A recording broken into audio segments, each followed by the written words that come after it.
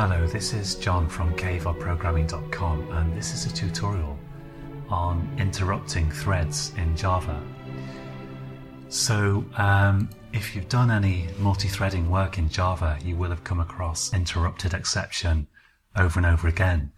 And to be honest with you, this is kind of a flaw in Java multi-threading, arguably, because you're always forced to handle that exception, and it just makes the code look messy. But you can make use of it if you want to, and I'm going to show you how to in this tutorial.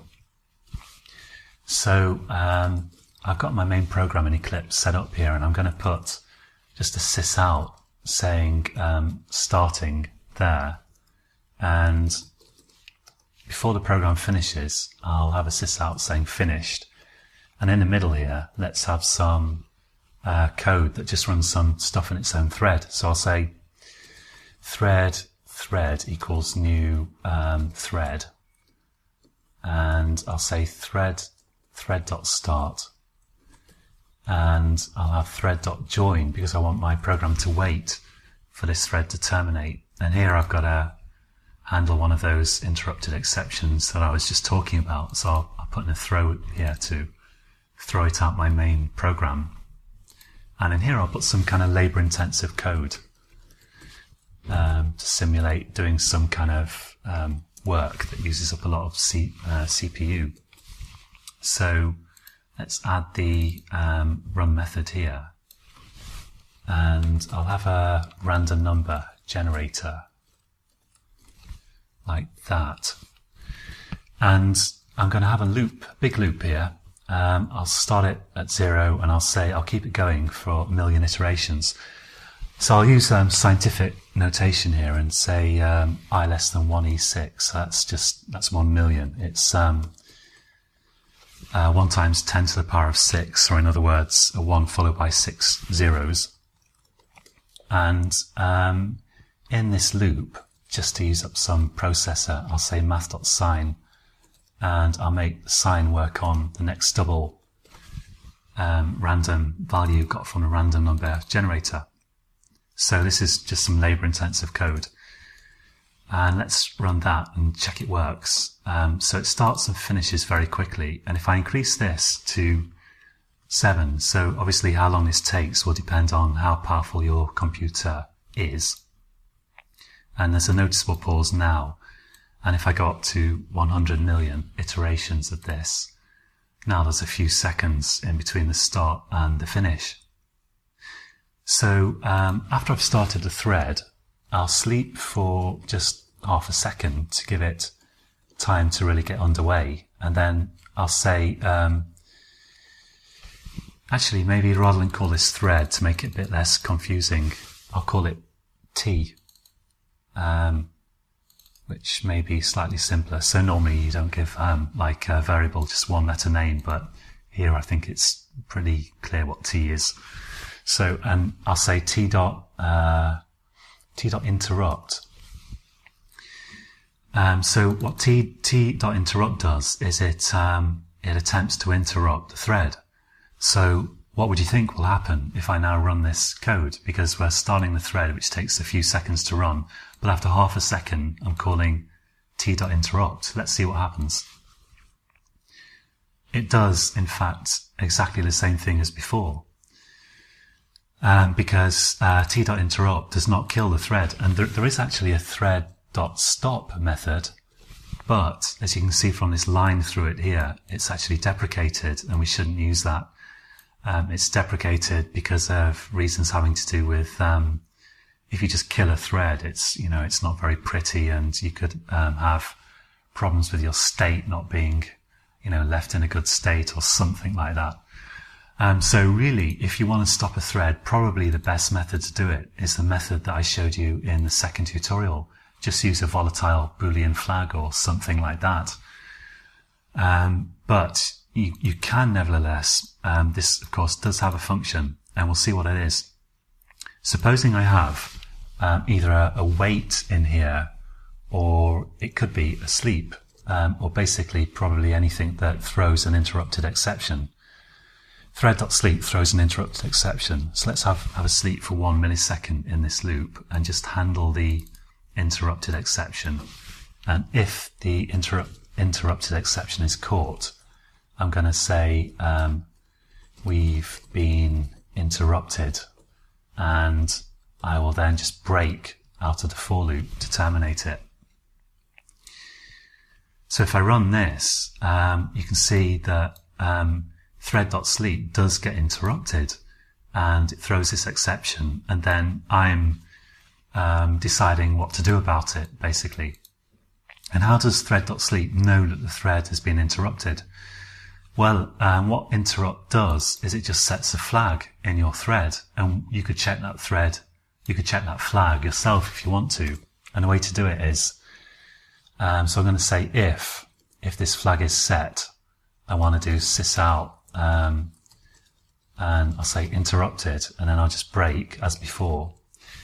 And what I need to check is I need a kind of handle to the running thread, and you can get that by saying thread dot current thread. It's a static method of the thread class. Dot is interrupted. So I say if thread dot current thread is interrupted, then I will gracefully terminate my thread. And if I run that, you can see that it works. So just calling interrupt on your thread object causes this flag to be set, which you can then detect using this line of code here. Let's see how that would work with a thread pool rather than a thread object. So I'll copy this code here. I'll cut it in fact with Control X, and I'll do a very similar thing here, but I'll use a thread pool. I'll say executor service exec equals executors dot new cached thread pool, and this is all stuff that I covered in previous tutorials in this series. And I'll submit a callable to that.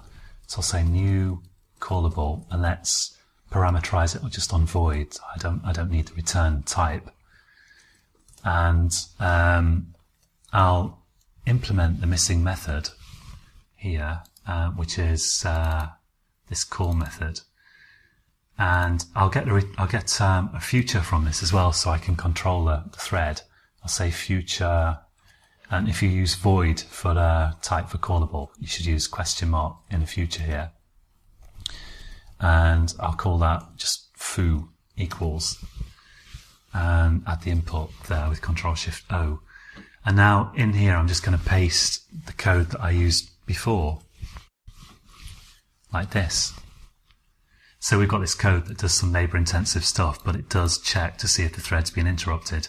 And now there's two ways we can interrupt this code now. So once again, after I've submitted my code, I'm going to just do exec.shutdown, which, as I said in a previous tutorial, it won't kill your program. It will just shut down a kind of managerial thread that this thing runs, which means that your program will terminate after, basically your program will terminate after the threads are finished, rather than just being kept alive, because this is still running a thread. This would still run a thread by itself if you didn't call shutdown, and you want it to just finish doing what it's doing and let you shut down. But anyway, so I'll call shutdown, and then I'll have that sleep in again just for half a second.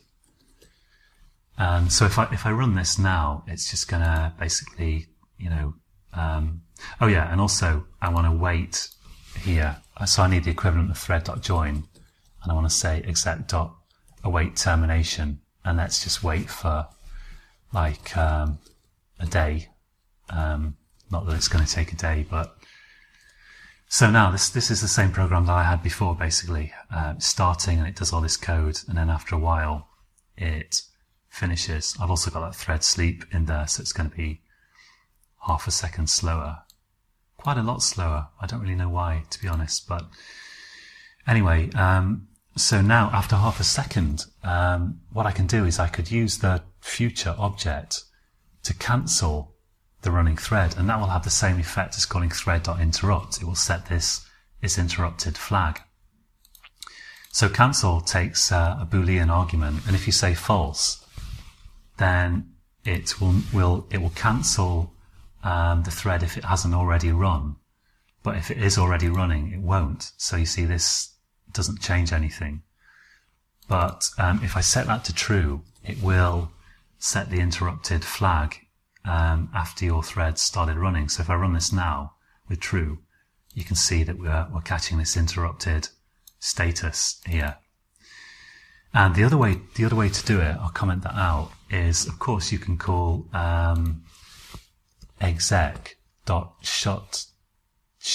down now, which, unlike shutdown, which just shuts down the managerial thread after all the threads have finished running, shutdown now attempts to kill all running threads. But again, it doesn't literally kill them. It just sets that interrupted flag.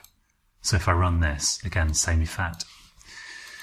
So that's basically pretty much all there is to interrupting threads, as I know. And maybe it's sometimes useful, but you could equally well just use a Boolean flag most of the time. But it could be handy if you want to use your future to tell your threads to stop running for some reason. I don't know. I've never felt the need to use this system really, but you could find a use for it, I'm sure. Okay, so this code will be on kvolprogramming.com, and there's going to be maybe just one more video in this series. The next one is going to be on multi-threading in Swing GUI programs. So join me again for that. And until then, happy coding.